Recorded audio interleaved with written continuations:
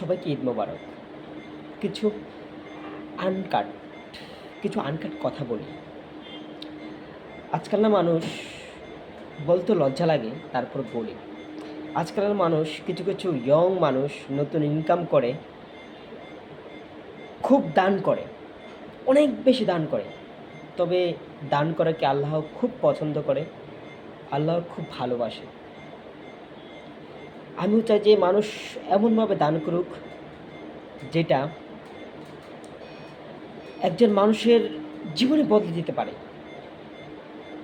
মানে ১০ জনকে না দিয়ে একজনকে দিলে তার জীবনটা বদলে যাবে। হ্যাঁ, যাবে। এরকমও হয়, এরকমও চেষ্টা করে, কিন্তু এটার ভিতরে একটা কিন্তু থেকে যায়, আড়ালে, আবডালে। বলবো আমি, কারো কারো বাবা মা গ্রামে থাকে, অসচ্ছল, সে শহরে এসে সচ্ছল হয়েছে, তার ইনকাম হচ্ছে, সে দান করছে, কিন্তু শহরে সে ভালো আছে মোটামুটি, মানুষকে দিতে পারছে। গ্রামে যে বাবা মা একবেলা খেয়ে দুইবেলা না খেয়ে আছে, একটা ভালো কাপড় কিনতে পারে না, একটা ভালো খাবার ঈদেও জুটে না, তাদের খবর কি সবসময় নেওয়া যায়? অনেকে নেয় না।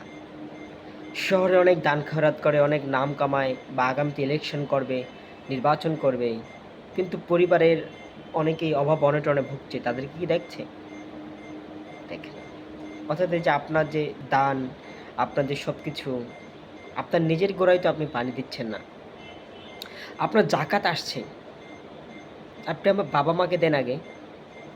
জানেন তো বাবা মাকে দিতে হয়, সে খারাপ আর মন্দ হোক, তাকে দিতে হবে। কিন্তু আপনি অন্যকে ১০ টাকা দেওয়ার আগে আপনার মা বাবা ১০ টাকার যোগ্য কিনা, কোথায় অভাবে আছে, চিকিৎসা করতে পারছে কিনা, সেটা একটু খোঁজ নেন।